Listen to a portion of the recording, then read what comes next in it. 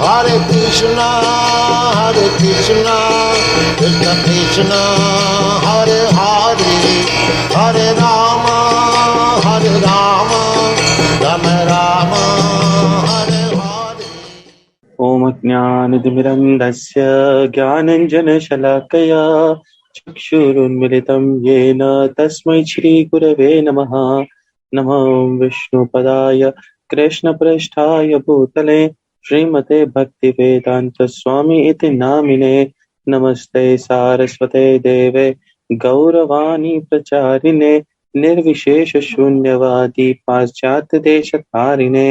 जय श्री कृष्ण चैतन्य प्रभु नित्यानंद श्री अद्वैत गदाधर शिवासादि गौर भक्त वृंद। हरे कृष्ण कृष्ण कृष्ण हरे हरे, हरे राम राम राम हरे हरे। तो आज हमारा सेशन हम शुरू कर रहे हैं एकादशी पर। एकादशी एक प्रकार का व्रत है, हम सभी जानते हैं, और काफी हम में से कुछ लोग हैं जो कि एकादशी का व्रत पहले से पालन भी करते आ रहे हैं। जो हमारे साथ में नए जुड़े हैं और जो इसके बारे में जिज्ञासु हैं, जिन्हें एकादशी के व्रत के महत्व के बारे में जानना है, उत्कंठा है, और इस प्रकार के कई जो मन में आने वाले प्रश्न हैं उन सभी का आज हम उत्तर देने जा रहे हैं।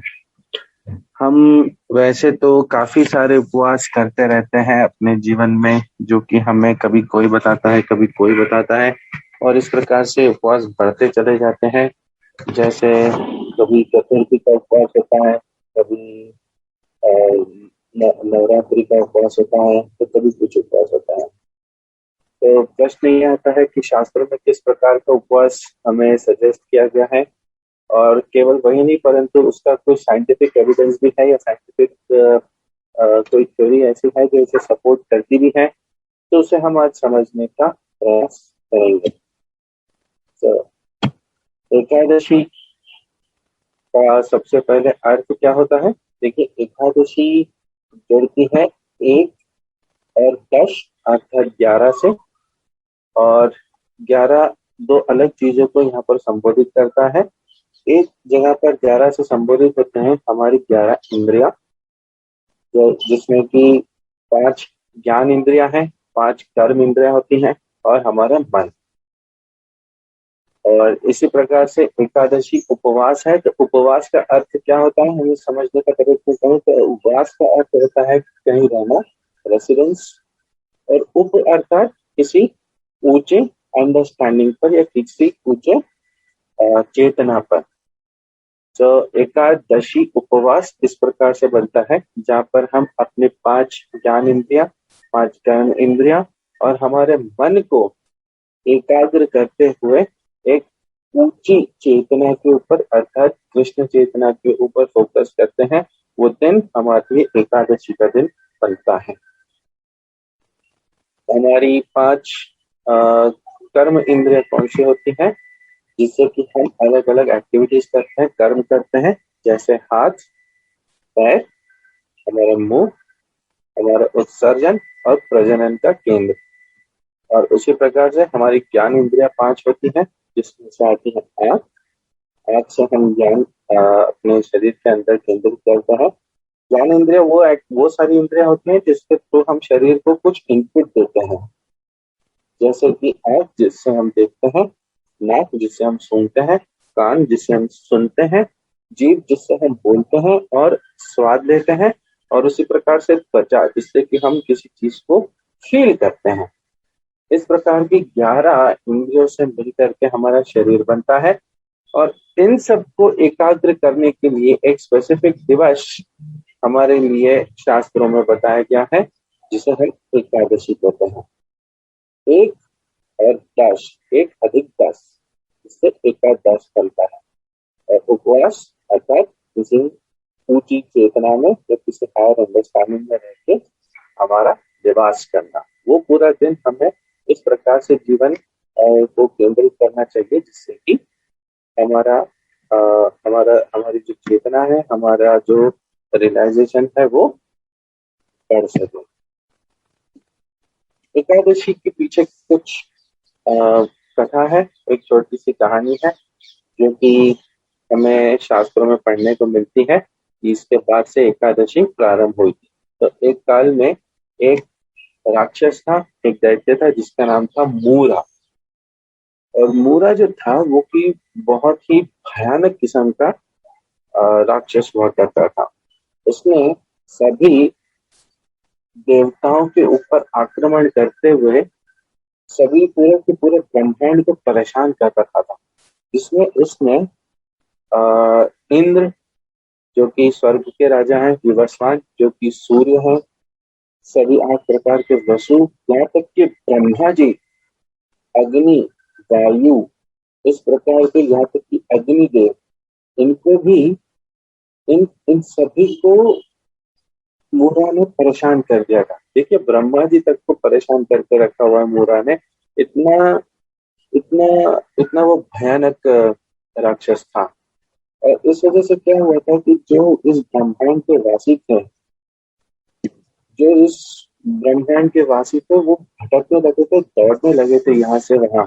और उनको कोई शेल्टर नहीं मिल रहा था, उनको कोई अपना रुकने की जगह, अर्थात निवास स्थान नहीं मिल रहा था। ऐसी कोई जगह नहीं मिल रही थी जहाँ पर वो अपने आप को बचा के रख सके। तो सभी ने मूरा से लड़ने की कोशिश करी, और कोशिश करी कि जैसे तैसे करके उसे हरा दिया जाए, उसे कहीं से तो भी कंट्रोल किया जाए। परंतु मूरा की ताकत के आगे कोई टिक न सका और इंद्र तक को अपना आसन छोड़ना पड़ा, और ब्रह्मा जी को भी वहां से अपनी जगह से हटना पड़ा। ब्रह्मा जी तक को मूरा ने हराया, इतना ताकतवर हो गया।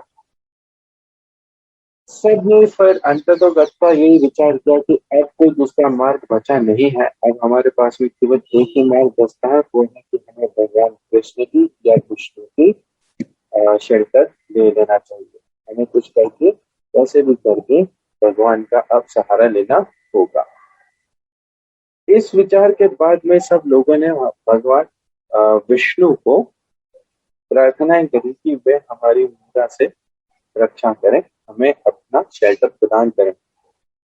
जब भगवान विष्णु ने इन सभी जनों की आपदा के बारे में सुना, इन सबका उद्वेगना सुनी, तब उन्होंने भगवान विष्णु ने डिसाइड किया ठीक है, मूरा राक्षस जो चंद्रावती की नगरी में राजा बनकर बैठा हुआ है, अब मैं जाकर के उससे युद्ध करूंगा। देखिए भगवान विष्णु को किसी प्रकार का भय नहीं होता है। भगवान का जो शरीर है, विष्णु का जो शरीर है, वो एक आध्यात्मिक शरीर है, वो एक भौतिक शरीर नहीं है। जैसा ब्रह्मा जी का शरीर है वो एक भौतिक शरीर है, उसको कहीं ना कहीं मृत्यु आनी है। परंतु भगवान विष्णु का जो शरीर है वो एक भौतिक शरीर नहीं है, वो एक बहुत ही सुंदर सा आध्यात्मिक शरीर है। और भगवान को किसी प्रकार का भय नहीं है, इसलिए उनका एक नाम है अभय शरण। भगवान फिर मूरा से लड़ने के लिए निकल जाते हैं, और जब मूरा से लड़ने के लिए वे आगे बढ़ते हैं, उस समय के लिए ये युद्ध बहुत लंबे समय तक के लिए चलता है, बहुत लंबे समय तक के लिए, हजारों वर्ष तक भगवान लड़ते रहते हैं। 1000 वर्ष अर्थात पृथ्वी के हजारों वर्ष, जिसमें कि बहुत लंबा समय बीत जाता है। लड़ते लड़ते कई जगहों पर भगवान और मूरा के बीच में शस्त्रों द्वारा युद्ध होता है, अस्त्रों द्वारा युद्ध होता है, यहाँ तक कि हाथ पैरों से मल्ल युद्ध तक होने लग जाता है।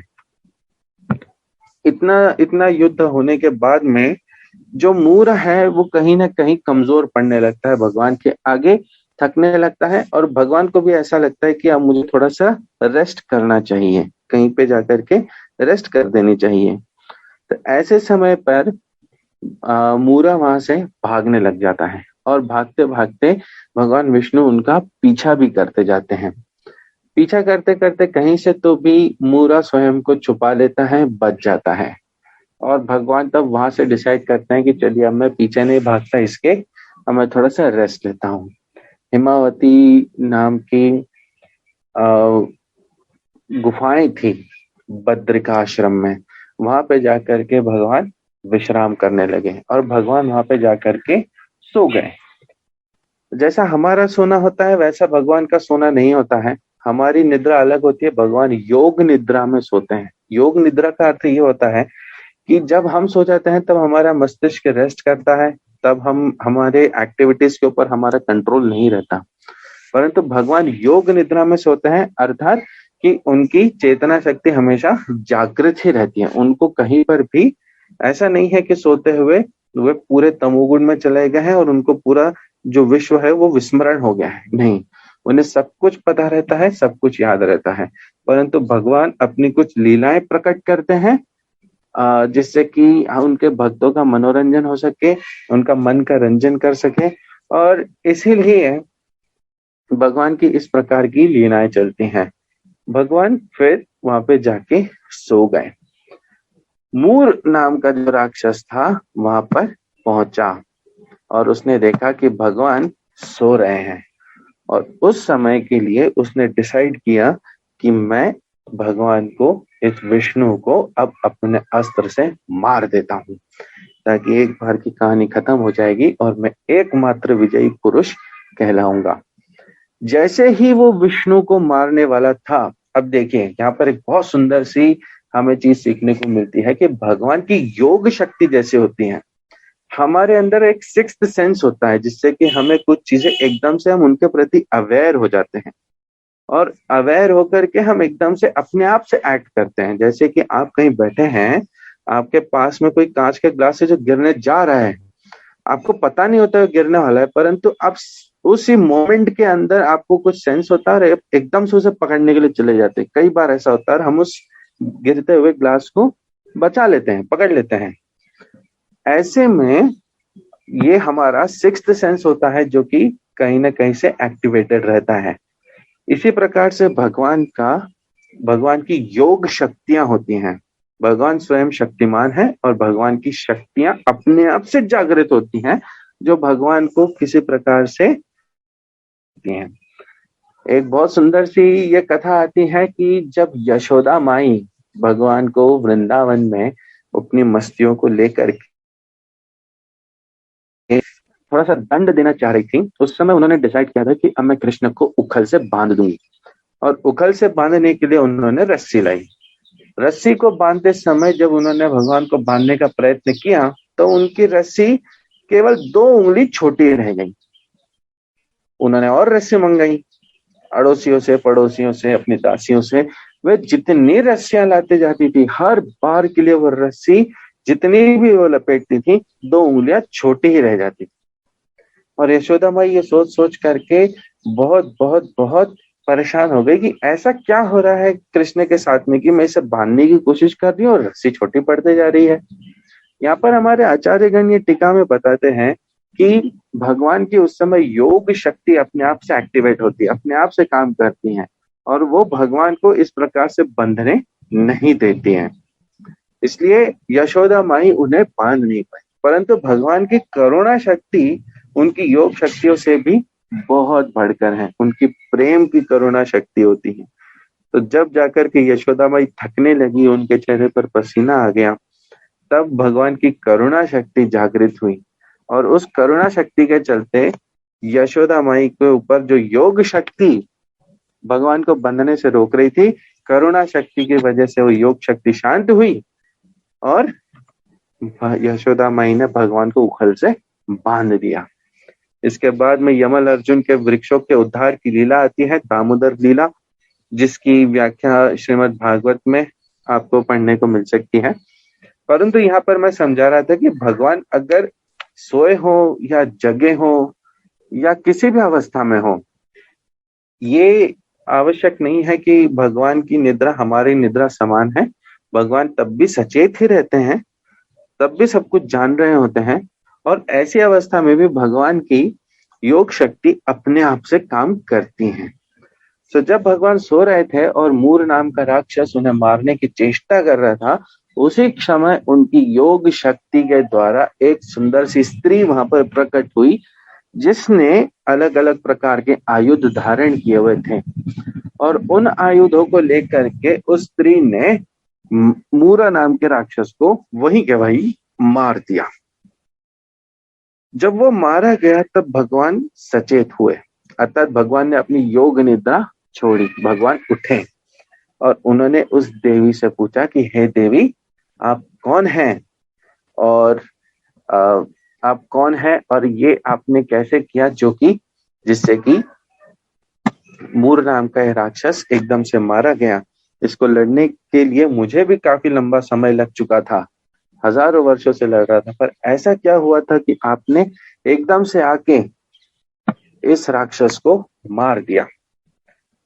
तब जाकर के वो जो स्त्री थी उन्होंने अपना परिचय देते हुए कहा कि हे भगवान, मैं आप ही की योग शक्ति हूँ, आप ही की करुणा से जागृत हुई हूँ और आप ही की दया हेतु मेरा जन्म हुआ है। मैं आपकी एक दासी हूँ। तो एक दासी से भगवान ने उनका नाम आगे जाकर के एकादशी रखा और भगवान से उन्होंने कुछ वरदान मांगा, जिसमें उन्होंने भगवान को कहा कि हे भगवान, आपने आपने इस तरीके से मुझे प्रकट किया है और मूर नाम के इस राक्षस को मैंने मारा है। मैं आपकी ही योग शक्तियों से प्रकट हुई हूँ। भगवान ने बहुत प्रसन्न होकर के उस स्त्री को कहा कि ठीक है, अब मुझे कुछ मैं तुमसे अति प्रसन्न हुआ हूँ। आप मुझे बताइए कि मैं आपको क्या आशीर्वाद दे सकूं, क्या आप मुझसे आशीर्वाद लेना चाहेंगी।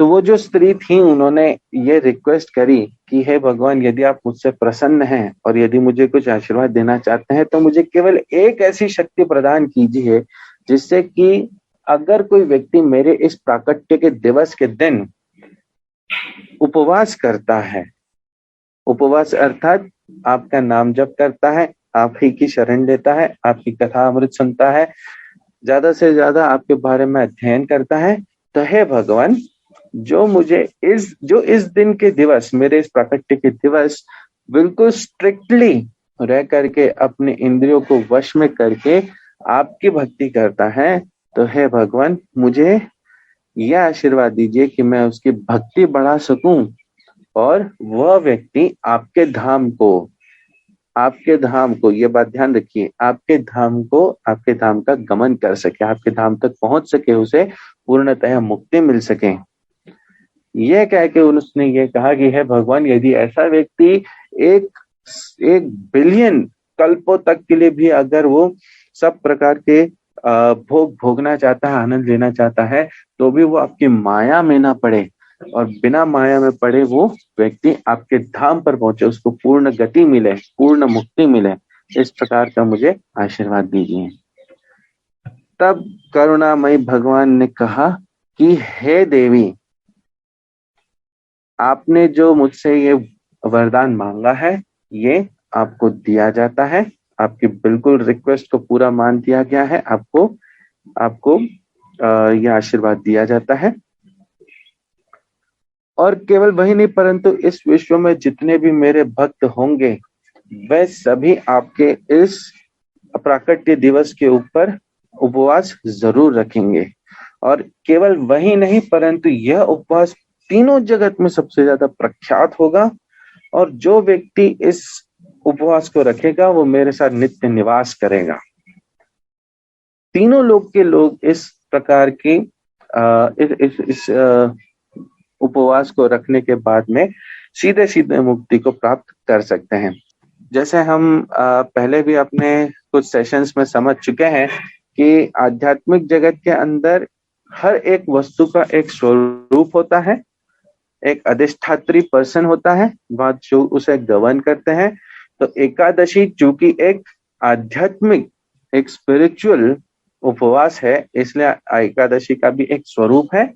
और उन जो स्त्री थी, वो जो देवी प्रकट हुई थी, भगवान ने उनका नाम भी एकादशी रखा और ये आशीर्वाद दिया कि इस दिवस को जो कोई व्यक्ति पूर्णतया उपवास रखता है तो उस व्यक्ति के सभी पापों को उसी समय क्षीण कर दिया जाता है और उन सभी पापों से मुक्त होकर के व्यक्ति मेरे धाम को गमन कर सकता है। एक बहुत सुंदर सी कथानक आती है एकादशी के ऊपर ही कि किस प्रकार से एकादशी का व्रत चालू हुआ था। देखिए, अलग अलग कहानी क्यों है सेम स्टोरी को लेकर के, यदि हम ये प्रश्न करें तो इसका एक आंसर ये मिलता है कि हर एक अलग अलग कल्प में भगवान अलग अलग प्रकार से लीलाएं प्रकट करते हैं। जैसे किसी समय के लिए उन्होंने मूर नाम के राक्षस को मारा, इसलिए वो मुरारी कहलाए। जैसे उनको जब उन्होंने रावण को मारा तो वे रावणारी कहलाए। इसी प्रकार से मूर नाम के राक्षस को मारने से मुरारी कहलाए, अरि अर्थात दमन करने वाला, तो मुरारी नाम भगवान का प्रख्यात हुआ। उसी प्रकार से किसी दूसरे कल्प में प्रभुपाद जी हमें बताते हैं कि एक और एक कहानी घटित हुई थी। एक समय की बात है, कलयुग में ही, द्वापर युग के समय में ही, जब व्यासदेव जी से जैमिनी ऋषि ने पूछा। व्यासदेव जी जैमिनी ऋषि के गुरु रहे हैं, इसलिए उन्होंने अपने गुरु से एक प्रश्न पूछा। क्या प्रश्न पूछा कि हे गुरुदेव, मुझे आप बताइए कि एकादशी क्या है, एकादशी का जन्म कैसे हुआ है, एकादशी करने के नियम क्या है, एकादशी करके व्यक्ति को क्या फायदा होता है, कैसे कैसे इसका पालन करना चाहिए, और एकादशी को वर्शिप करने के लिए सबसे प्रिसाइडिंग पर्सनालिटी एकादशी के दिन पे किसकी पूजा की जानी चाहिए, क्या होता है अगर कोई व्यक्ति एकादशी को पूरी तरीके से फॉलो ना कर सके। सो इस प्रकार से एकादशी का पूर्ण विवरण मुझे प्लीज बताइए, आप मुझ पर कृपा कीजिए और मुझे इस पूरे विवरण के बारे में बताइए, क्योंकि आप ही एक ऐसे पर्सनालिटी हैं जो इस बारे में पूर्णतया व्याख्या कर सकते हैं। क्रिया सागर सार नाम से खंड में जो पद्म पुराण में ये कहानी आती है, इससे रेफरेंस लेकर के प्रभुपाद जी हमें ये कथानक बताते हैं। व्यासदेव जी हमें उत्तर देते हैं।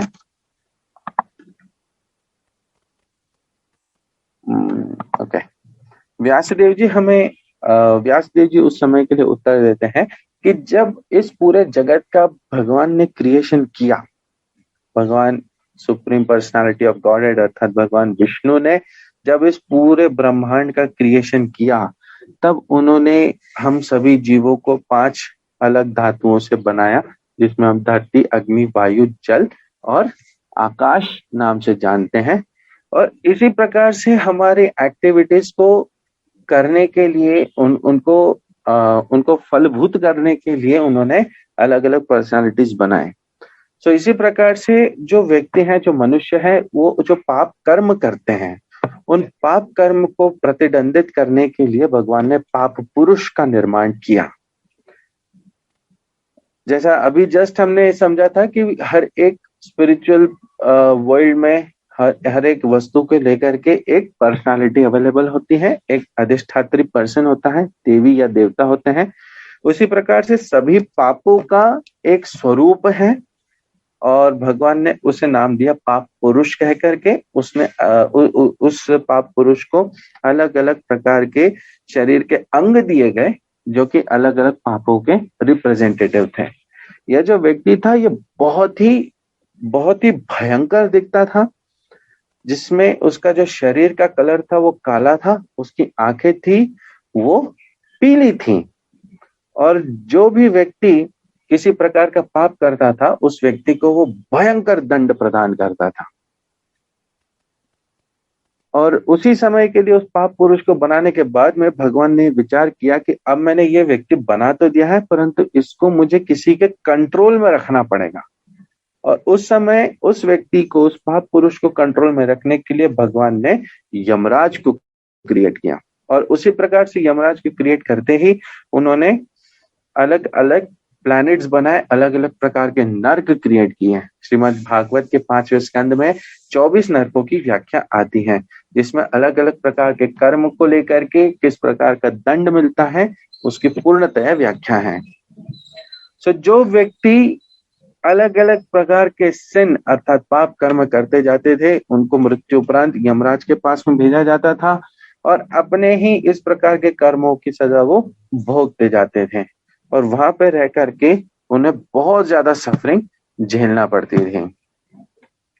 तो पाप पुरुष का जो डिस्क्रिप्शन है वो शास्त्रों में इस प्रकार से दिया जाता है कि उसका जो सर था वो किसी ब्राह्मण की हत्या का बना हुआ था, अर्थात उसका जो सर रिप्रेजेंट करता था वो किसी ब्राह्मण के हत्या का रिप्रेजेंटेशन करता था।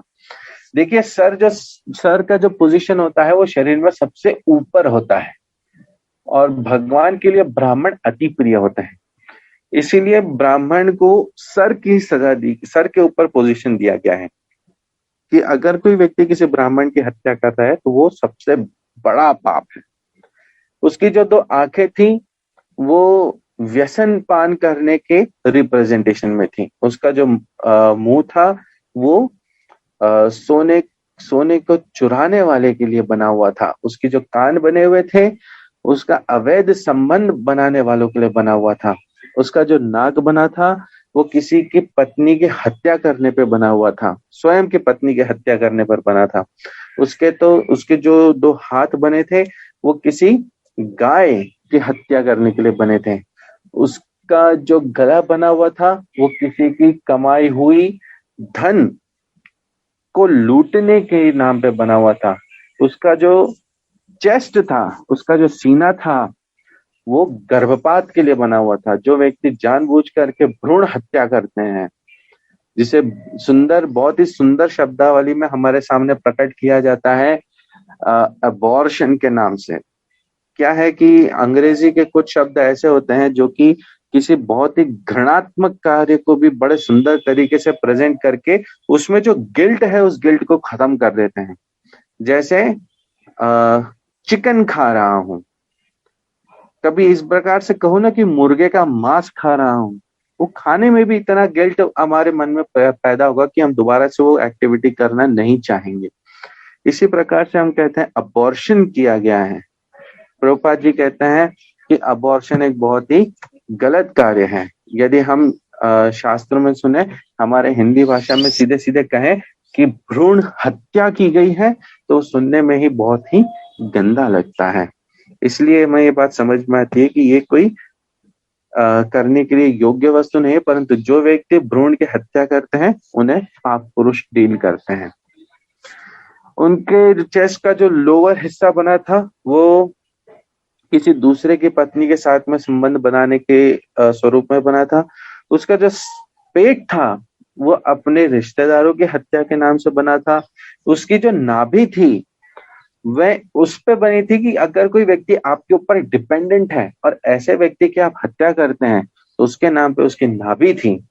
उसकी जो कमर थी, बहुत ही सुंदर सा यहाँ पे हमें समझ में आता है कि जो स्वयं की स्तुति करते हैं, स्वयं के बारे में ही बढ़ चढ़ करके बताते रहते हैं कि मैं कितना समझदार, मैं कितना होशियार, मैं कितना ग्रेट, ऐसे व्यक्ति को लेकर के पाप पुरुष प्रतिदंडित करते हैं।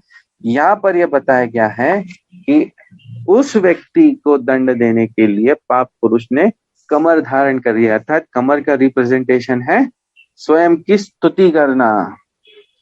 उसके जो जांघें बनी थी वो अपने गुरु की अवज्ञा करने के स्वरूप में बनी थी। उसके जो प्रजनन केंद्र था वो अपने बेटी के बेचने को लेकर के बना था। जैसे हम पहले के जमाने में ये सुनते थे कि लोग स्त्रियों को बेचा करते थे। ये एक बहुत ही जघन्य अपराध है जिसको लेकर के हमें शास्त्र बताता है कि पाप पुरुष ऐसे व्यक्तियों को बहुत घोर से घोर दंड देता है। इसी प्रकार से उसके पीछे का जो हिस्सा था वो किसी सीक्रेट को अगर हम आउट कर देते हैं, अगर किसी व्यक्ति ने हम पे बहुत विश्वास करके हमारे पर विश्वास करके ये बात कही है कि हम ये बात केवल अपन दोनों के बीच में रखेंगे और फिर भी हम उस बात को आउट कर देते हैं, तो ऐसे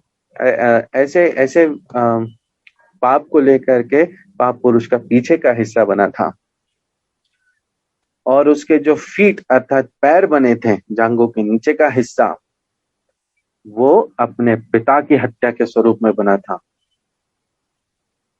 और कई इस प्रकार के और भी छोटे छोटे प्रकार के जो हम जीवन में अपराध करते जाते हैं, जो इनसे भी छोटे लेवल के ऊपर आते हैं, उनके स्वरूप में पाप पुरुष के ईश थे। देखिए, ये तो केवल एक छोटे स्वरूप में हमने समझा है कि क्या क्या पाप है और पाप पुरुष ने उसके प्रति स्वरूप धारण किया हुआ है। श्रीमद् भागवत में तो इससे ज्यादा हमें बताया जाता है कि कौन से पाप व्यक्ति करता है और उसको किस प्रकार के नरकों में दंड दिया जाता है। उस समय के लिए क्या हुआ कि जितने लोग अलग अलग प्रकार के पाप किया करते थे, वह सभी पाप पुरुष के वजह से या पाप पुरुष के अंडर आकर के नरक में ले जाए जाते थे और उन्हें खूब प्रताड़नाएं दी जाती थी, खूब प्रताड़नाएं दी जाती थी। एक बार के लिए जब भगवान विष्णु पर्यटन पर निकले थे, तब यमपुरुष से होते हुए उन्हें कुछ आवाजें सुनाई दी, जिसमें लोग खूब चीख रहे थे, चिल्ला रहे थे और दया की भीख मांग रहे थे, परंतु कुछ हो नहीं पा रहा था। तब भगवान वहां पे जाकर के पहुंचे और भगवान जाकर के उन्होंने देखा कि लोग कितने कितने दुखी हैं और कितने परेशानी में हैं। ऐसे समय पे भगवान की करुणा दोबारा से जागृत हुई और भगवान ने करुणावश होकर के विचार किया कि मैंने ही इस पाप पुरुष को क्रिएट किया है और मैंने ही इस जीव को भी शरीर दिया है, और इसीलिए ये जो लोग परेशान हैं, तड़प रहे हैं, ये सब मेरी वजह से हो रहे हैं। देखिए, भगवान का तो इसमें कोई रीजन नहीं था। अगर व्यक्ति खुद गलत कर्म कर रहा है तो खुद ही भोग रहा है, परंतु भगवान उसमें भी अपने को ही दोष देते हैं, और यही एक श्रेष्ठ व्यक्ति की और एक श्रेष्ठ आचार्य की भी पद्धति होती है। प्रभुपाद जी भी जब पूरा विश्व भर में प्रचार किए, तब अपने कुछ आखिरी के जो उनके लीला समाप्त करने के कुछ वर्ष बचे थे, उस समय के लिए वह अपने गुरु भाइयों से मिले और वहां पे जाकर के उन्होंने उनसे प्रार्थना करी कि आप मुझे कृपया क्षमादान करें, क्योंकि मैंने आप लोगों के प्रति कुछ अपराध किए होंगे। प्रभुपाद जी एकमात्र ऐसे अपने गुरु के शिष्य निकले जिन्होंने अपनी गुरु की इच्छा पालन करते हुए उनको पूर्ण करने के लिए पूरे विश्व भर में कृष्ण कांति फैला दी। परंतु फिर भी इतने श्रेष्ठ व्यक्ति की उन्होंने जाकर के फिर भी हाथ जोड़ करके क्षमा मांगी, और केवल वही नहीं, परंतु कई बार उन्होंने अपने शिष्यों से भी क्षमा मांगी कि मैंने आपको कई बार डांट लगाई है, इसलिए मैं आपसे क्षमा मांगता हूँ। एक गुरु को बिल्कुल जरूरत नहीं है अपने शिष्य के प्रति क्षमा याचना करे कि मैंने आपको डांट लगाई है, इस वजह से मुझे क्षमा करे, क्योंकि गुरु को पूर्ण अधिकार होता है। परंतु फिर भी एक श्रेष्ठ आचार्य का हमारे सामने एग्जाम्पल रखते हुए प्रभुपाद जी ने बड़े जेन्युइनली, कई बार रोते हुए, कई बार हाथ पसारते हुए, हाथ जोड़ते हुए अपने शिष्यों से भी निवेदन किया कि हमें क्षमा करें। क्यों? क्योंकि जब कोई व्यक्ति भगवान की भक्ति करता है, तब उसमें वह सारे गुण आते हैं जो भगवान के अंदर ऑलरेडी होते हैं। भगवान यहाँ पर ये विचार कर रहे हैं कि मेरी वजह से ये लोग बहुत ज्यादा परेशान हैं, तो इसके लिए मुझे कुछ न कुछ करना चाहिए। और जब भगवान इस प्रकार का विचार कर रहे थे, तब भगवान की करुणा से एक सुंदर सी स्त्री प्रकट हुई, जो कि जिनका नाम था एकादशी। और एकादशी को वहां पर प्रकट होने के बाद में जैमिनी ऋषि बताते हैं कि वो चंद्रमा के 11वें दिवस को लेकर के प्रकट हुई थी। और जब वह प्रकट हुई थी, तब उन्होंने भगवान से रिक्वेस्ट करी थी कि भगवान, मैं आपकी करुणा शक्ति से प्रकट हुई हूँ। और आगे का भगवान के साथ में डिस्कशन हुआ था, जहां पर भगवान ने एकादशी को ये प्रदान किया था पूर्ण, कि इस दिन को, आपके इस प्राकट्य दिवस के दिन पे जो कोई व्यक्ति उपवास रखता है, तो उसे सभी प्रकार के पापों से मुक्ति मिलेगी। ये बात सुनते ही उस ब्रह्मांड के उस समय रहने वाले जितने भी लोग थे, उन्होंने तुरंत ही एकादशी का व्रत करना चालू कर दिया था, और इतने सुंदर प्रकार से व्रत करते थे कि पाप पुरुष अनएम्प्लॉयड हो गए थे, रिकामे हो गए थे पूरी तरीके से। और उनके मन में फिर दुविधा आई, और पाप पुरुष जाकर के भगवान के सामने भीख मांगने लगे कि हे भगवान, देखिए आपने मुझे बनाया है और आप ही की करुणा से एकादशी प्रकट हुई है, मुझे तो आपने अनएम्प्लॉयड कर दिया एकादशी बना करके, क्योंकि हर व्यक्ति ने अब जा करके एकादशी की शरण ग्रहण करी है, और सभी लोग जाके अब एकादशी करते जा रहे हैं। जितने पाप हो जाते हैं वह सभी लोग उन पापों से मुक्त हो जाते हैं। तो अब मैं करूँ तो क्या करूँ? अब मुझे आपने बनाया है, तो आपको मुझे भी कुछ स्थान तो देना पड़ेगा। अब केवल ही एकादशी को अगर ऐसा स्थान रहे तो कैसे चलेगा? अभी तो मैंने लोगों में शेल्टर लिया था, मैंने जानवरों में, कीड़ों मकोड़ों में, पहाड़ों में, पेड़ों में, सभी जगहों के ऊपर मैंने अपनी जगह लेकर के रखी थी, परंतु अब मैं कोई ऐसी जगह नहीं देख पा रहा हूँ जहाँ पर एकादशी ना हो और मैं स्वच्छंद होकर के रह सकूं। इसलिए हे भगवान, चूंकि मैं आप ही का एक क्रिएशन हूं, मैं आपसे अनुरोध करता हूं कि आप मुझे मुक्ति प्रदान करें। आप मुझे कहीं तो भी ऐसी जगह दें जहां पर मैं स्वयं जाकर रह सकूं और अपना कार्य कर सकूं। सो इस प्रकार से पाप पुरुष ने भगवान से प्रार्थनाएं करते हुए, उनसे भिक्षा मांगते हुए, भीख मांगते हुए भगवान से रिक्वेस्ट करी कि हे भगवान, मुझे कहीं तो स्थान प्रदान करें। भगवान ये सुनकर के हंसे, क्योंकि वे जान गए थे कि अब पाप पुरुष को भय हो रहा है कि मैं कहाँ पे रहूंगा।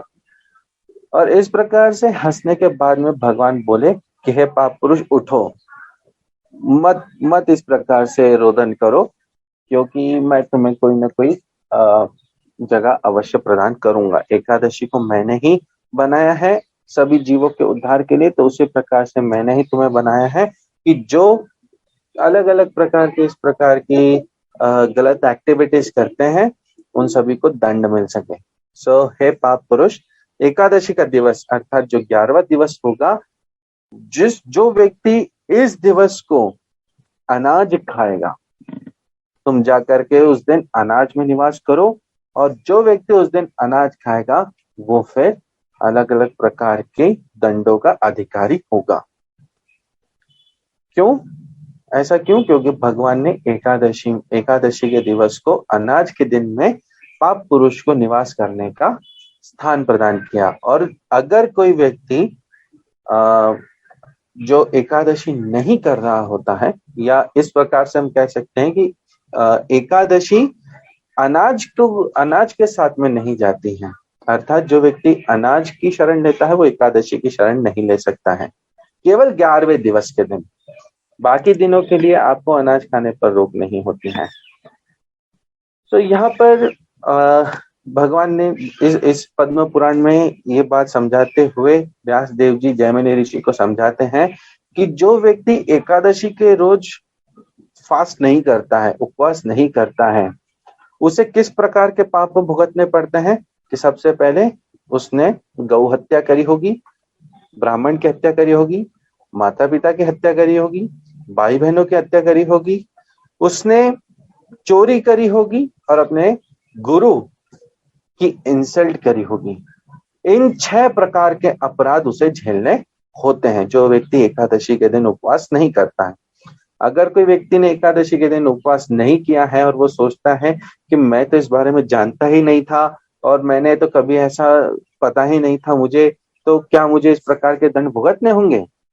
ये उसी प्रकार से बात होगी कि अगर आपको आज तक पता नहीं है कि आग गर्म है और आप उसमें जाकर के हाथ डाल के चेक करें तो भी वो जलेगा तो सही, चाहे आपको पता हो चाहे ना पता हो। आग तो आग है, वो अपना स्वरूप सिद्ध करके रहेगी। इसी प्रकार से एकादशी का व्रत का भी है कि अगर आप उसे पालन नहीं कर रहे हैं तो आपको इतने प्रकार के दंड का फल मिलेगा। और कौन देगा? पाप पुरुष देगा। ये बात कहते हुए व्यास देव जी ने अपना कंक्लूजन दिया। क्या कंक्लूजन दिया? कि जो व्यक्ति वास्तविकता में इंटरेस्टेड है, एक्चुअली में अपने लाइफ में स्पिरिचुअली प्रोग्रेस करने को, आध्यात्मिक दृष्टि पर प्रगति करने को, उस व्यक्ति को बहुत जरूरत है कि वो एकादशी की तिथि के दिन उपवास रखे। उस दिन के लिए भगवान विष्णु अर्थात या कृष्ण की शरण ग्रहण करे, उस दिन के लिए अनाज न खाए। और अगर एक व्यक्ति को ऐसा लगता है कि हम तो बहुत ही सतोगुणी हैं, बहुत दान धर्म करते हैं, परंतु एकादशी का उपवास नहीं करते हैं, तो भी शास्त्र उसे एक बहुत ही उच्च कोटि का पापी पुरुष कह के डिक्लेयर करते हुए उसे सजाएं प्रदान करता है, अलग अलग प्रकार के दंड प्रदान करता है। और यही बात कही जाती है कि हमें एक निष्ठ होकर के अपने विचारों से, अपने मन से भगवान की उस दिन शरण ग्रहण करनी चाहिए। इसलिए एकादशी के रोज में किसी भी प्रकार का अन्न सेवन ना किया जाए, यही बताया जाता है। एकादशी 1 महीने में 2 बार आती है, जहां पे एक शुक्ल पक्ष की होती है, कृष्ण पक्ष की होती है। शुक्ल पक्ष तब आता है जब चंद्रमा अमावस्या पूर्णिमा की ओर जा रहा होता है, और कृष्ण पक्ष की तब आती है जब चंद्रमा पूर्णिमा से अमावस की ओर जा रहा होता है। सो इस साइकिल में जो 11वां दिवस होता है, 11वें दिवस के दिन पे एकादशी आती है। एकादशी 3 प्रकार की होती है, एक संपूर्ण एकादशी, एक विधा एकादशी, एक त्रिस्पर्श एकादशी। ये थोड़ा सा डिटेल में है। इसको अगर आप नहीं भी समझते हैं तो भी ऐसे दुखी होने वाली बात नहीं है, ये थोड़ा सा टेक्निकल आ जाता है। जो विधा एकादशी होती है ये एक्चुअली द्वादशी और दशमी का कहीं मिक्सचर होता है। जैसे पूर्व एकादशी जो होती है वो दशमी के मिक्सचर में आकर के चलती हैं, तो इस प्रकार की जो एकादशी होती है इसको प्योर नहीं माना जाता है। और इसी प्रकार से जो पर एकादशी होती है वो द्वादशी के मिक्सचर में आकर के बनती है। इसी प्रकार की एकादशी को सही माना गया है, क्योंकि टाइम कैलेंडर के हिसाब से कहीं ना कहीं कोई ना कोई मिक्सचर आ ही जाता है। संपूर्ण एकादशी होती है जो कि केवल और केवल एकादशी का दिवस ही होता है, जिसमें द्वादशी और त्रयोदशी का या दशमी का कोई मिलन नहीं होता। त्रिस्पर्श एकादशी जो होती है वो एकादशी का दिवस द्वादशी और त्रयोदशी अर्थात 11, 12 और 13th डे का मिक्सचर होती है। और अगर कोई व्यक्ति इस पर्टिकुलर त्रिस्पर्श एकादशी के दिन फास्टिंग करता है तो उसे 1000 एकादशी व्रत करने का मौका मिलता है, या ये कह सकते हैं कि उसे 1000 एकादशी करने का फल मिलता है। इसलिए त्रिस्पर्श एकादशी जब आती है तब हमें बहुत ही आनंद से और एक मन से लेकर के उस दिन की फास्टिंग करनी चाहिए। 2 खास एकादशी आती है। देखिए, एकादशी हर महीने में 2 बार आती है, 12 महीने होते हैं। 12 महीने के गणित के हिसाब से साल भर में 24 एकादशियां होती हैं।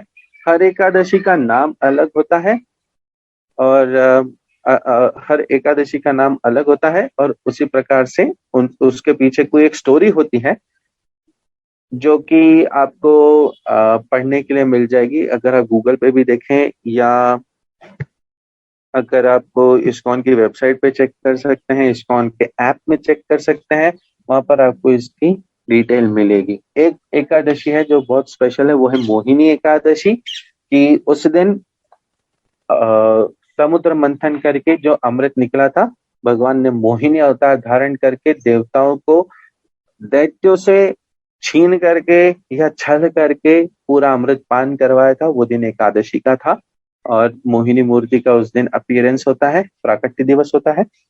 और एक एकादशी आती है, वो है पांडव निर्जल एकादशी। इस एकादशी के दिन पे सभी से अनुरोध किया जाता है कि अगर आपका शरीर साथ देता है तो आपको पूरी तरीके से बिना पानी पिए, बिना कुछ खाए इस एकादशी को स्पेशली मनाना चाहिए। पांडव निर्जल एकादशी के पीछे की कहानी यह है कि एक बार भगवान सभी पांडवों को बैठ करके एकादशी का महत्व बता रहे थे, और बता रहे थे कि किस प्रकार से इस दिन को सबसे ज्यादा से ज्यादा करके हमें तपस्या करनी चाहिए। देखिए, इस युग के अंदर हम वैसे भी बैठ करके ज्यादा प्रकार की तपस्या नहीं कर सकते हैं, जिसमें जैसे मान लीजिए एक पैर पे खड़े होके लंबे समय के लिए योगासन करना आदि। सो इस प्रकार से चूंकि हमारा शरीर हमें साथ नहीं दे सकता है, इसीलिए भगवान ने हमें इस युग के अंदर जो तपस्याएं दी है वो केवल हमारे निद्रा को लेकर दी है और हमारे जिह्वा को लेकर दी है। सो भीम ने भगवान से ये कहा कि हे भगवान, देखिए मैं वृकोदर कहलाता हूँ, मैं अति भोजी हूँ, क्योंकि मैं बहुत खाता हूँ और मैं बिना खाए हुए नहीं रह सकता हूँ। इसलिए मुझे एकादशी के दिन पर भी अपनी जिह्वा से तपस्या करते नहीं बनती है। भले ही मैं अनाज नहीं खा रहा हूँ, परंतु मैं बाकी वस्तुओं को बहुत बहुत खाता हूँ, इसलिए मुझसे भूखे रहते नहीं बनता है, या मुझसे इस प्रकार की तपस्या नहीं होती है। तो इस प्रकार से तो मुझे कहीं ना कहीं फिर नर्क में जाकर के रहना पड़ेगा। तो भगवान ने उस समय के लिए भीम को यह कहा कि देखो भीम, तुम्हें चिंता करने की आवश्यकता नहीं है, क्योंकि ज्येष्ठ के माघ में शुक्ल पक्ष की जो एकादशी आएगी, उस एकादशी को यदि तुम पूरी तरीके से निर्जल रह करके इस एकादशी को सेलिब्रेट करते हो तो तुम्हें बाकी की 23 एकादशियां करने का भी फल एक साथ मिलता है। ये एक बहुत ही खास प्रकार की एकादशी है जिसके बारे में भगवान ने भीम को बताया था। एकादशी के भीम को बताने के बाद में भगवान ने बताया कि इस एकादशी को अगर आप निर्जल प्रकार से फास्टिंग करते हैं तो आपको बाकी की 23 एकादशी का फल एक साथ में मिलता है। दो प्रकार से एकादशी की जाती है, एक है स्मार्त ब्राह्मण की विधि और एक है वैष्णवों की विधि। जो ब्राह्मण विधि है, स्मार्त ब्राह्मणों की विधि है, वो बिना भक्ति के होती है। वो केवल इसलिए करते हैं कि हमें कैसे भी करके एकादशी का फल मिले और हम किसी न किसी स्वर्ग लोक में जाकर के या उच्च लोक में जाकर के निवास करें। हम पहले के सेशंस में बात डिस्कस कर चुके हैं कि भले ही हम स्वर्ग में जाकर के उच्च लोकों में जाकर के निवास करें, परंतु जब हमारा पुण्य क्षीण होता है तो हमें वापस धरती पर आना पड़ता ही है। तो इस प्रकार की विधि को फॉलो करने का अंत में हम समझने की कोशिश करें तो कोई अर्थ नहीं निकलता है। परंतु वैष्णव विधि क्या होती है? वैष्णव विधि एकादशी को पूर्णतया भगवान की निष्ठा में रह करके भगवान के आनंद के लिए की जाती है, जहां पर हम पूरा दिवस प्रयत्न ये करते हैं कि हमारा मन, हमारा ध्यान, हमारा चित्त भगवान की सेवा में या भगवान के आनंद में लगे, भगवान के कथा अमृत सुनने में, भगवान का नाम जप करने में और इस प्रकार की एक्टिविटीज करने में लगे। हमारे मन को हमें इस जगह पे नहीं लगाना चाहिए जहां पर भगवान का विस्मरण हो जाए। हमें नित्य भगवान के स्मरण में रहना चाहिए। जो स्मार्त ब्राह्मण विधि है उसमें ये कंडीशन नहीं आती, उसमें ये विचारधारा नहीं आती है। ऐसे लोग केवल और केवल स्वर्ग जाने के लिए इस प्रकार की फास्टिंग करते हैं, उपवास करते हैं। जैसे कि एक स्टोरी आती है कि सूर्यवंश में एक राजा हुए, रुक्मांगद राजा। रुक्मांगद राजा के पास में एक बहुत सुंदर सा गार्डन था जिसमें बहुत सारे फूल उगा करते थे और उनमें बहुत सुंदर सुंदर खुशबुएं आती थी। एक रात को वहां पर उर्वशी आई और उर्वशी को वहां पे पुष्प इतने सुंदर लगे कि वहां पे वे तोड़ करके एक फूल ले जाने लगी और स्वर्ग में ले जाती थी और अपने सहेलियों को बताती थी, बाकी अप्सराओं को, तो उनको भी वो बहुत बहुत सुंदर लगते थे वो फूल। इसी प्रकार से वहां की जितनी सारी अप्सराएं थी रातों रात को आने लगी उस गार्डन में और वहां पे आकर के फूल तोड़ करके ले जाती थी, क्योंकि बहुत बहुत सुगंधित फूल हुआ करते थे। वहां का जो माली था वो परेशान होने लगा था कि क्या करूं मैं, कैसे, कुछ समझ में नहीं आ रहा है कि रातों रात में फूल गायब कहाँ हो रहे हैं।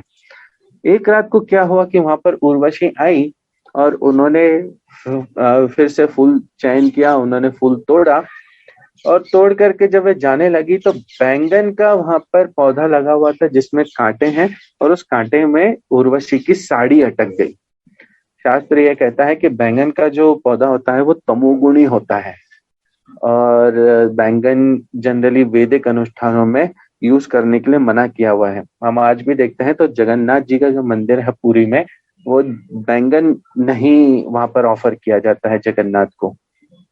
परंतु हम अपने गुरु का ही आदेश को सबसे ज्यादा स्वीकृत करते हैं। प्रभुपाद जी ने हमें इस प्रकार का आदेश नहीं दिया है, इसलिए हम बैंगन सेवन कर सकते हैं। उस समय के लिए जब उर्वशी की साड़ी उस बैंगन के कांटे में फंसी तब उनका जो पूर्ण पुण्य था वो शून्य हो गया और शून्य होने की वजह से उन्हें धरती पर ही अटकना पड़ा। उनके जितनी सहेलियां थी वो सब वापस से स्वर्ग चली गई। वहां पे जाकर के वो रोने लगी बैठ करके गार्डन में कि अब मेरा क्या होगा, एक तो मैं इस धरती पे आ गई हूँ जो कि देखिए हायर प्लैनेट से तो नीचे का ही स्तर पे है। तो रोने लगी कि एक तो नीचे का प्लैनेट है और ऊपर से मनुष्य जाति, तो पता नहीं कैसे मुझे रखेंगे और क्या करेंगे मेरे साथ में। वहां पे बैठ करके रोने लगी। धन्य हो यह सूर्य वंश जहाँ पर भगवान राम स्वयं प्रकट हुए थे कि रुक्मांगद राजा जब सुबह वहां पे उस गार्डन में आकर के सुबह को जॉगिंग पे आते होंगे शायद या फिर पर्यटन के लिए आते होंगे, वहां पे आकर के उन्होंने उर्वशी को रोते हुए देखा और उन्हें संबोधित किया कि हे माते आप क्यों रो रहे हैं, मुझे आपके रोदन का कारण बताइए। इस इस डायलॉग से हमें समझ में आता है कि केवल अपनी पत्नी को छोड़ करके हमें बाकी हर स्त्री को अपनी माँ के स्वरूप में देखना चाहिए। और प्रभुपाद जी ने हमें इसी प्रकार से ही एग्जाम्पल्स देते हुए और हमें इंस्ट्रक्शंस देते हुए ये समझाया है कि जो व्यक्ति आपकी वाइफ नहीं है, उसको छोड़ करके, अपनी वाइफ को छोड़ करके बाकी सबको आप माता जी स्वरूप में संबोधित करेंगे।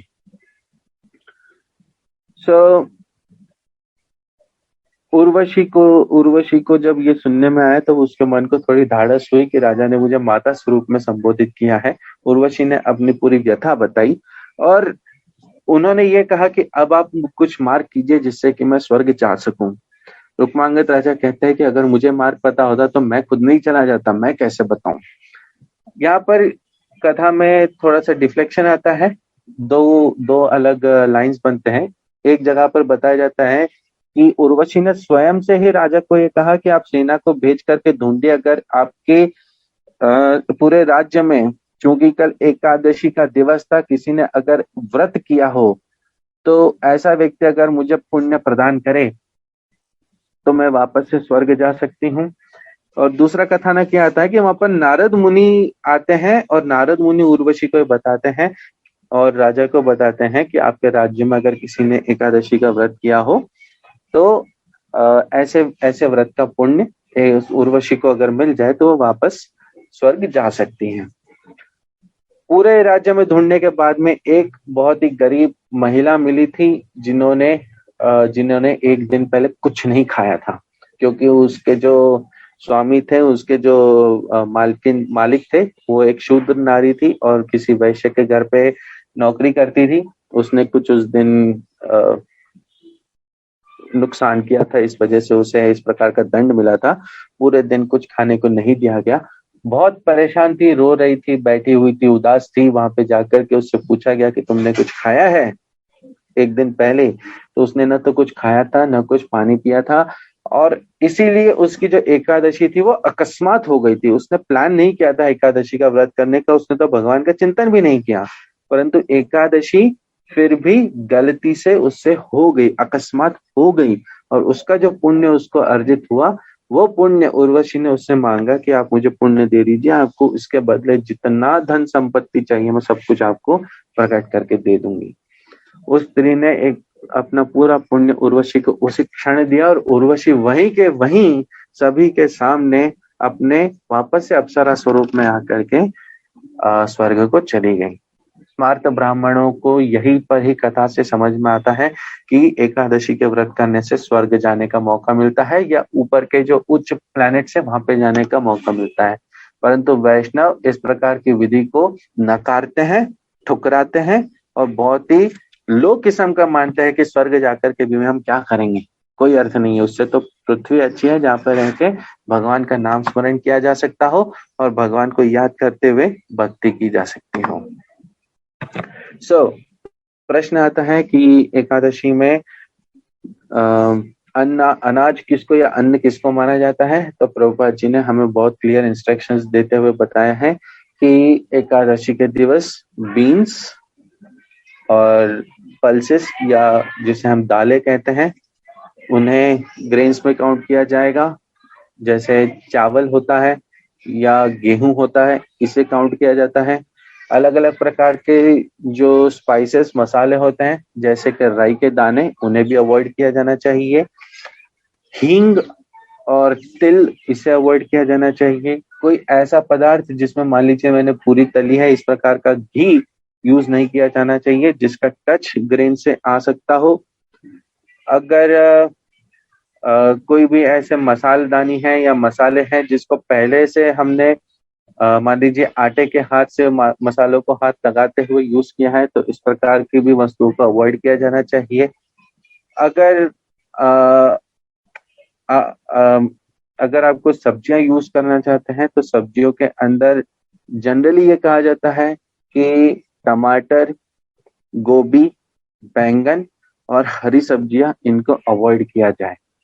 प्रभुपाद जी हमें समझाते हैं ये मंदिर का स्टैंडर्ड होता है और मंदिर के स्टैंडर्ड्स के अकॉर्डिंग हम फॉलो करने की कोशिश करते हैं।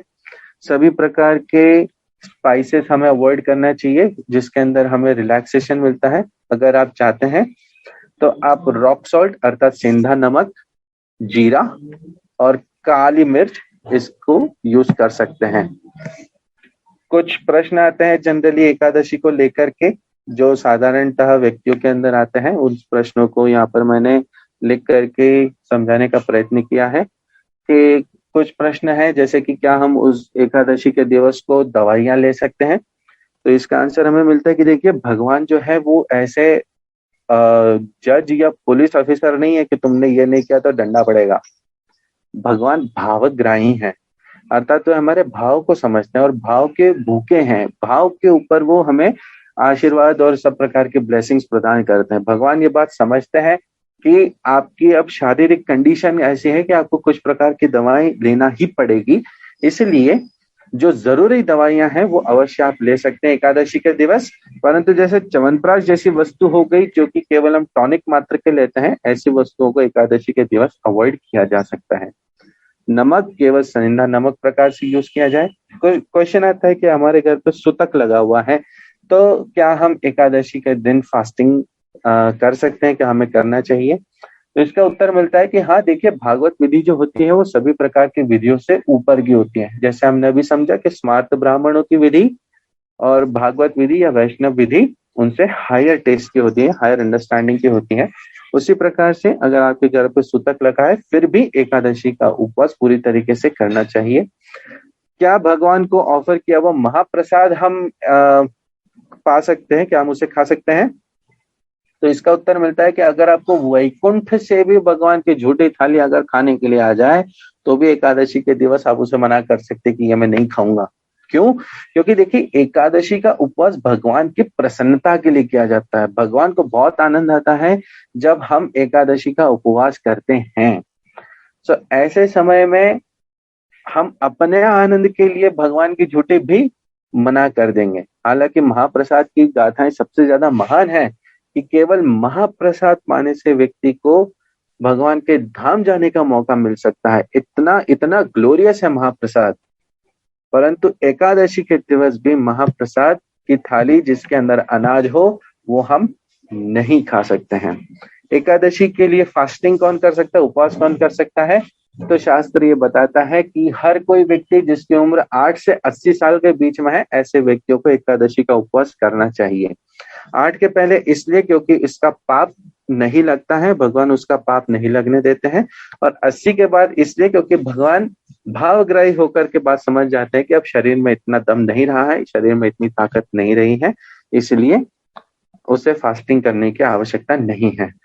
और यहीं पर एक बात हमें और समझ में आती है कि एकादशी के दिन जो उपवास होता है वो भगवान का उपवास नहीं होता है। भगवान उपवास नहीं करते एकादशी के दिवस, भगवान के ऊपर ये नियमावली नहीं लगती है।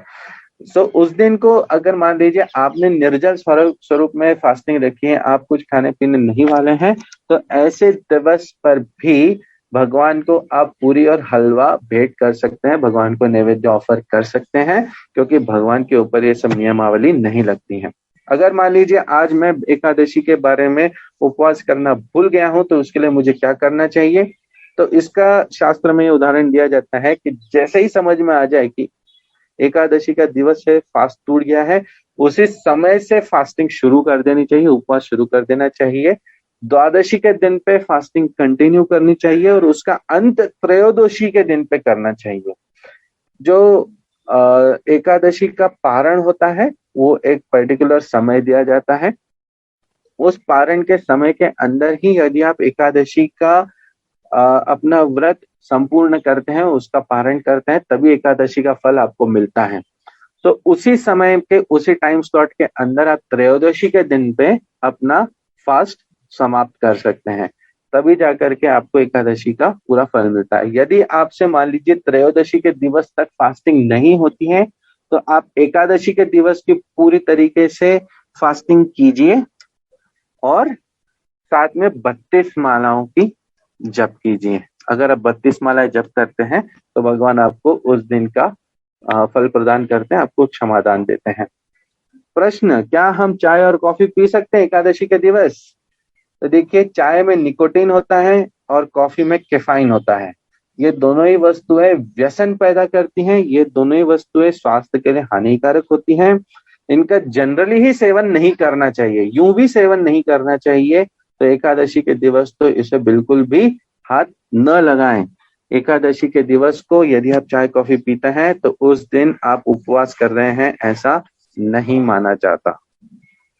अगर आप मान लीजिए किसी और दूसरे फास्टिंग किए जा रहे हैं, जैसे करवा चौथ है, वट सावित्री है, चतुर्थी है, गुरुवार है, शुक्रवार है, मंगलवार है, सोमवार है। भारत देश में तो प्रत्येक दिन के अलग अलग प्रकार के उपवास मिल जाएंगे।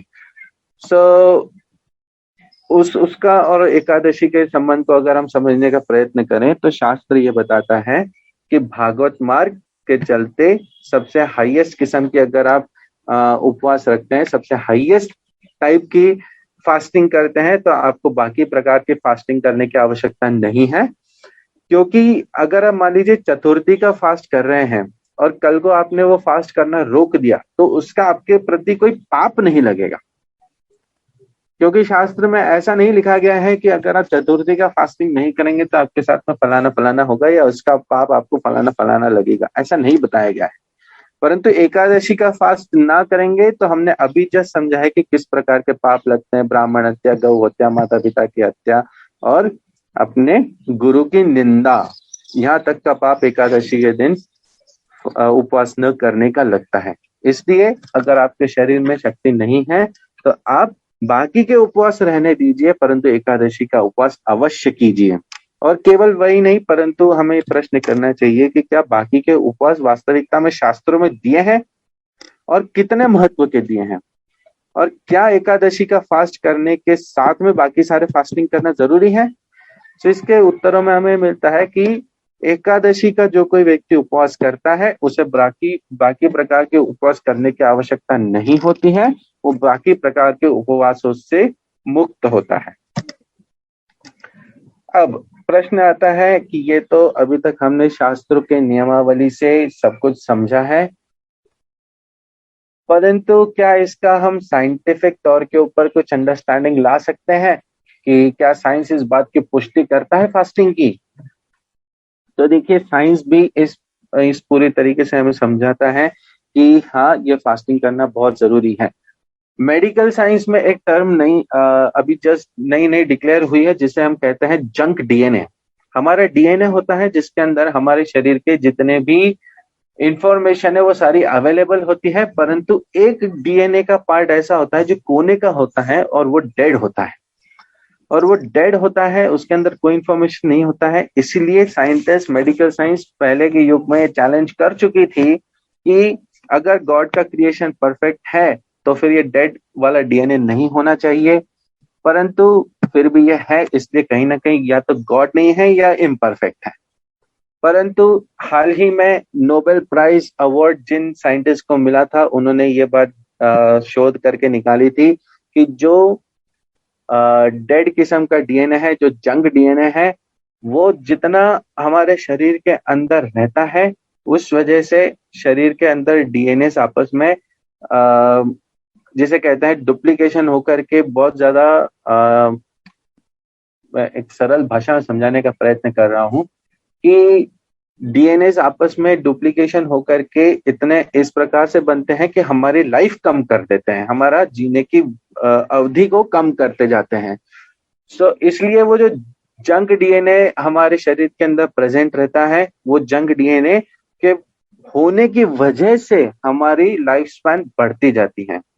और वो किस प्रकार से हम उस जंक डीएनए को अपने शरीर में स्टोर कर सकते हैं या बढ़ा सकते हैं, ये प्रश्न पूछा गया था। तो उन्होंने ये बात समझाई कि अगर कोई व्यक्ति मांसाहारी है, रेगुलर तौर पर मांस खाता है, तो उसको चाहिए कि वो 1 महीना पूरी तरीके से फास्टिंग करें। जैसे कि हम देखते हैं कि हमारे कुछ धर्म संप्रदाय के लोग 1 महीने तक के लिए रमजान की फास्टिंग करते हैं।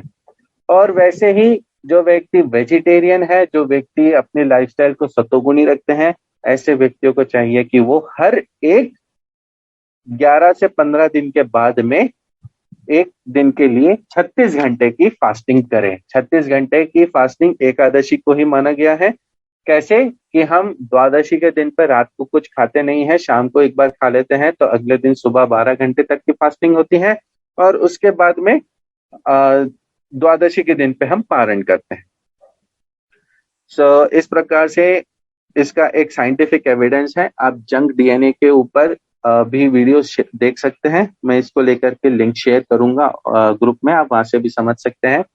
जब हम एकादशी को अलग अलग प्रकार से लोग करते हैं, कोई लोग हर व्यक्ति हर एकादशी के दिन पे निर्जल रहते हैं, कुछ खाते पीते नहीं है, तो शरीर के अंदर जितने भी टॉक्सिकेंट्स रहते हैं वह सभी निकलने लगते हैं, या केवल फ्रूट्स पर रहते हैं, उससे भी शरीर के अंदर इंटेस्टाइन्स को थोड़ा सा रिलैक्सेशन मिलता है, तो अंदर जो टॉक्सिक चीजें भरी हुई रहती हैं इतना समय खाने पीने की वजह से वह सभी उतर जाती हैं। डिटॉक्सिफिकेशन में एकादशी हेल्प करती है, अपना एक्सेसिव वेट रिमूव करने में हेल्प करती है। चूंकि हम उस दिन को बार बार इस चक्कर में नहीं लग रहे थे कि अब क्या खाऊं अब क्या खाऊं, और कंटिन्यूस अपनी इंद्रियों को तुष्ट करने में नहीं लगे रहते हैं, इसलिए हमारा कंसंट्रेशन पावर बढ़ता है, क्योंकि हम उस दिन फोकस्ड होकर के अपने कार्य के ऊपर ध्यान देते हैं। और केवल वही नहीं, परंतु एस्ट्रोनॉमी ये बात बताती है कि जब चंद्रमा अपने 11वें दिवस के दिन पे आता है, तब उसके अंदर ग्रेविटेशनल पावर बहुत ज्यादा आती है, जिससे कि हम देखते हैं समुद्र में वेव्स ज्यादा उठने लगती हैं, ऊपर ऊपर तक आती हैं। समुद्र में पानी होता है, हमारे शरीर में 70% पानी होता है, और जब हम चंद्रमा के इस पोजीशन के ऊपर देखते हैं तो शरीर के अंदर के जो कॉन्स्टिट्यूएंट्स हैं उसको चंद्रमा ऊपर उठाने लगता है, और इस प्रकार से शरीर में इंडाइजेशन की प्रॉब्लम्स आ सकती हैं। इसीलिए एकादशी के समय के अनुरूप यदि आप उस दिन के लिए फास्टिंग करते हैं, अर्थात कम से कम खाते हैं, तो शरीर के अंदर के जो कंटेंट्स है वो ऑलरेडी थोड़े सेटल डाउन होते हैं, और इस वजह से शरीर के अंदर इंडाइजेशन नहीं होता और स्वस्थ बना रहता है। और इसी प्रकार के कई सारे साइंटिफिक एविडेंसेस से हम समझते हैं कि एकादशी क्यों करनी चाहिए। एकादशी को आप चाहते हैं तो पूरी तरीके से निर्जल रह करके 24 दिन रहना है, 365 में से वैसे रह सकते हैं, या 12 तक के लिए पूरा निर्जल रह करके बाद में फ्रूट्स रखें, इस प्रकार से रह सकते हैं, या पूरे दिवस को फ्रूट्स पे रहें, सुबह से लेकर शाम तक के, इस प्रकार से रह सकते हैं, या दूध पी के रह सकते हैं, या फिर एकादशी के कई सारे पकवान हैं जो कि आप खा सकते हैं यदि आपसे उस प्रकार से भी नहीं होता है। एकादशी एक हमारे लिए उदासी का दिवस नहीं होता है, ये हमारे लिए एक सेलिब्रेशन का दिवस होता है, क्योंकि हमारे लिए भगवान ने स्पेशली ये डे क्रिएट किया है। और आज तो आप इस्कॉन की इतनी रेसिपीज देख सकते हैं जिसमें एकादशी का पिज्जा और केक तक बन चुका है, और इन सभी रेसिपीज के थ्रू आप अपनी एकादशी को बहुत सुंदर तरीके से सेलिब्रेट कर सकते हैं। एकादशी का उपवास इसीलिए हमने जाना कि बहुत आवश्यक है और करना जरूरी है, हमें करना चाहिए। कल रविवार के दिवस 6 जून हमारे लिए अपरा एकादशी आ रही है। हमें आप सभी से मैं अनुरोध करूंगा कि आप सभी कल से ही एकादशी का फास्टिंग शुरू करें। कृपया एकादशी का व्रत अवश्य रखें। एकादशी का पारण का समय आता है जो कि अगले दिवस को आएगा 7 जून को 5:37 से लेकर 8:51 के भीतर में आप अपना पारण कर सकते हैं अनाज खा करके, और इस प्रकार से अपनी एकादशी को पूरी तरीके से फलित बनाइए, आनंद में रह करके एकादशी सेलिब्रेट कीजिए। और इसी महीने की जो दूसरी एकादशी है वो पांडव निर्जल एकादशी है, जिसकी कथा हमने अभी जस्ट सुनी है। 21 जून को आ रही है, जिसमें फास्ट ब्रेकिंग हमारा जो पारण का समय है वो अगले दिन 22 जून को होगा, और उसके पारण का समय है 5:39 से 10:09 का। इस समय के बीच में भगवान के प्रसाद स्वरूप में अन्न को ग्रहण करते हुए आप एकादशी को पारण कर सकते हैं। आप सभी से अनुरोध करता हूं कि आप एकादशी का उपवास अवश्य करें, और एकादशी के दिवस अपने सभी 11 इंद्रियों से लेके अपने मन, 5 कर्म इंद्रिया, 5 ज्ञान इंद्रिया, इनसे एकादशी का उपवास करते हुए भगवान का नाम स्मरण करें, भगवान की कथा सुने, भगवान की लीला सुने, गुण रूप की व्याख्या सुने, पढ़ें, और इसी प्रकार से अपना पूरा दिवस पूर्ण कृष्ण चेतना में, कृष्ण भावना में रहते हुए व्यतीत करें। आप सभी का बहुत बहुत धन्यवाद है, आप हमारे साथ में इस संध्याकालीन सेशन में जुड़े हैं। मैं एक्चुअली आप सभी का धन्यवाद भी करता हूं, और आप सभी के आने की वजह से मुझे बहुत प्रोत्साहन भी मिलता है कि मैं ये सेशंस करता रहूं, और इसी प्रकार से आपको मेरे पास में जितना मुझे कुछ पता है वो सभी आपको साथ में शेयर कर सकूं। बहुत बहुत धन्यवाद है, आप सब जुड़े हैं। हरे कृष्णा।